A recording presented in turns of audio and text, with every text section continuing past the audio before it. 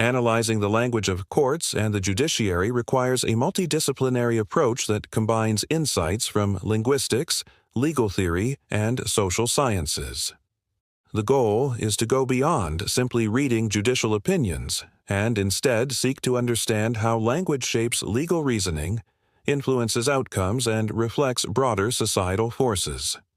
In this video, we'll delve into various methods for analyzing judicial language, discuss its importance, and highlight some of its practical applications. We'll also touch upon the challenges and limitations of this field, offering a comprehensive overview of analyzing the language of the judiciary. To analyze the language of courts and the judiciary, one must first employ several linguistic methods. These include corpus linguistics, discourse analysis, critical discourse analysis, and sometimes stylometry. Each contributes unique insights into understanding how language is used within the legal domain. Corpus linguistics, which is the first method, involves creating a large, structured collection, a corpus of judicial opinions. By analyzing a substantial body of judicial texts, patterns and trends emerge, shedding light on how language is used to construct legal arguments and persuade. For example, one could examine the frequency of certain keywords associated with specific legal doctrines to see how judges' language use varies when applying different legal principles. Computational tools are often used to analyze the corpus, revealing statistically significant relationships between linguistic features and legal outcomes. Researchers can identify significant correlations between the use of certain words or phrases and the likelihood of a particular judgment, aiding in predicting outcomes in new cases. Additionally, corpus linguistics helps uncover implicit biases in judicial language by analyzing the co-occurrence of social group markers such as gendered pronouns or racial epithets with legal terms. Such analysis can expose subtle prejudices embedded in judicial decision-making processes.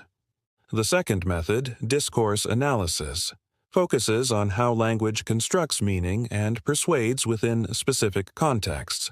Applying discourse analysis to judicial opinions, which are instances of legal discourse, involves examining the rhetorical strategies employed by judges, the framing of legal issues, and the construction of narratives to persuade their audience. For example, one could analyze how judges use appeals to authority, emotional appeals, or the use of metaphors and analogies in their opinions to persuade other judges and the public. Discourse analysis also helps in understanding the contextual factors influencing judicial language. By examining how judges respond to social, political, or historical events in their opinions, one can better comprehend the broader forces shaping legal decision-making. Additionally, discourse analysis facilitates the study of legal interpretation. By comparing different judges' interpretations of the same law, one can discern how their varying perspectives and ideologies are manifested in their language, providing insight into the subjective nature of legal reasoning. Critical discourse analysis, or CDA, extends discourse analysis by examining how language reflects and reinforces power relations and ideologies. In the context of judicial language, CDA explores how judges use language to legitimize certain social norms, marginalize particular groups, or maintain existing power structures. For example, analyzing the language used in cases involving gender, race, or class can reveal ingrained biases and prejudices within the justice system.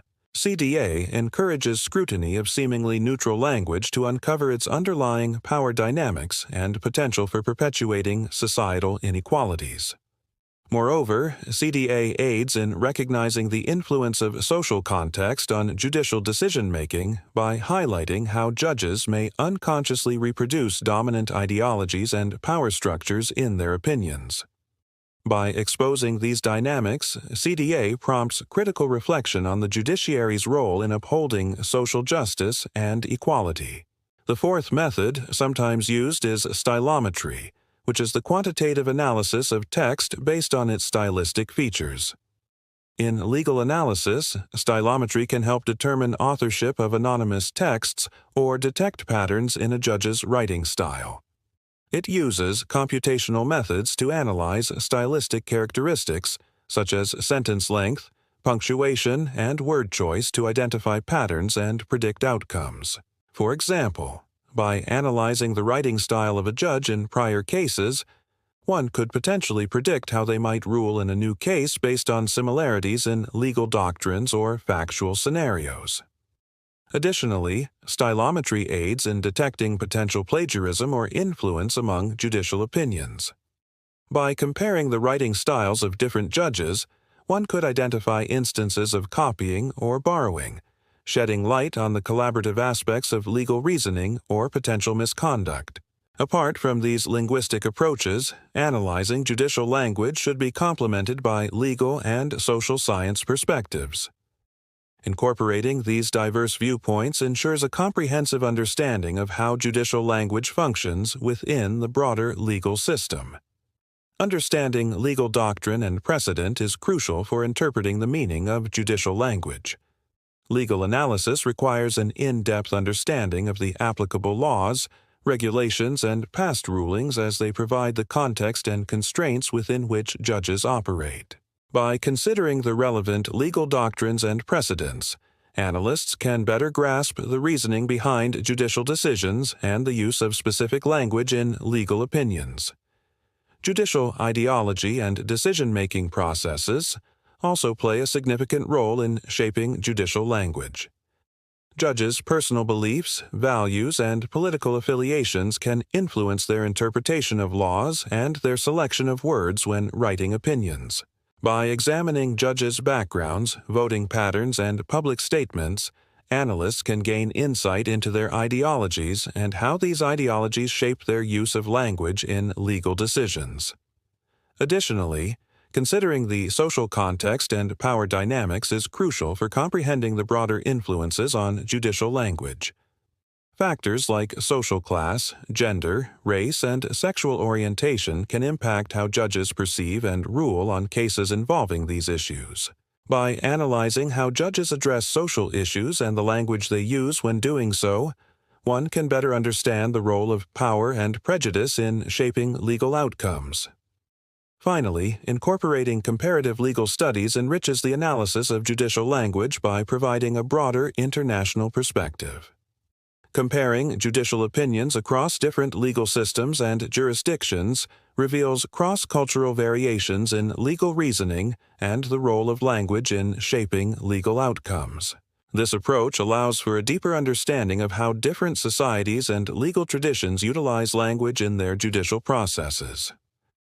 After analyzing the various methods used to study judicial language, it's important to consider why analyzing judicial language is so important. It provides valuable insights into the inner workings of the justice system by shedding light on how judges reason, make decisions, and utilize language to persuade their audience. This analysis helps refine legal education by equipping students with critical tools to evaluate judicial language. By understanding the persuasive techniques and underlying ideologies embedded in judicial opinions, future lawyers and judges become more effective legal communicators and critical thinkers. Furthermore, analyzing judicial language is instrumental in legal reform by identifying potential biases, inconsistencies, or areas of confusion in judicial opinions.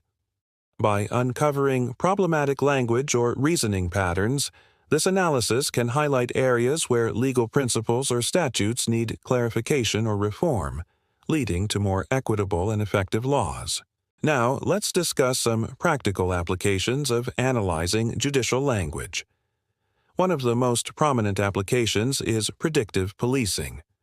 By identifying linguistic patterns in judicial opinions that predict future legal outcomes, this analysis can help law enforcement agencies anticipate potential legal challenges and develop more effective policing strategies. Another application is legal education. As mentioned earlier, analyzing judicial language enhances legal education by teaching students to critically examine judicial opinions and understand how language shapes legal reasoning. This approach encourages students to develop their own critical thinking skills and become more effective legal practitioners. Additionally, analyzing judicial language is essential for legal reform. As already discussed, this analysis can help identify problematic language or reasoning patterns in judicial opinions, highlighting areas where legal principles or statutes need clarification or reform. This can lead to more equitable and effective laws that better serve society. While analyzing judicial language offers numerous benefits, it also faces several challenges and limitations. One significant challenge is data availability. Accessing large corpora of judicial opinions can be restricted, particularly in some jurisdictions due to privacy concerns or legal restrictions. This limited data availability hinders comprehensive linguistic analysis and the development of robust predictive models. Another challenge is ambiguity and nuance. Legal language is often intentionally vague or context-dependent, making it difficult to interpret its meaning objectively. This ambiguity can pose challenges for computational analysis and may require human interpretation to fully comprehend the nuances of judicial language. Furthermore, analyzing judicial language effectively demands interdisciplinary expertise, requiring individuals proficient in both linguistic methods and legal principles. The need for interdisciplinarity poses a challenge in that it may limit the pool of individuals capable of conducting this type of analysis and may also hinder collaboration between legal and linguistic experts. Despite these challenges, analyzing the language of the judiciary remains a vital and evolving field. As technology advances and interdisciplinary collaborations grow, our ability to comprehend the intricate relationship between language and law will continue to improve. Analyzing the language of courts and the judiciary is a multifaceted and crucial aspect of understanding the justice system. By employing various linguistic methods such as corpus linguistics, discourse analysis, and critical discourse analysis, researchers can gain profound insights into how language shapes legal reasoning, influences outcomes, and reflects broader societal forces. This analysis is essential for legal education, legal reform, and improving access to justice. Despite the challenges and limitations, the importance of analyzing judicial language in addressing critical social issues and ensuring a fairer and more equitable legal system cannot be overstated. If you enjoyed this video, please give it a thumbs up and share it with others who might find it interesting. Don't forget to subscribe for more informative content on language and related topics. Thank you for watching, and we'll see you in the next video.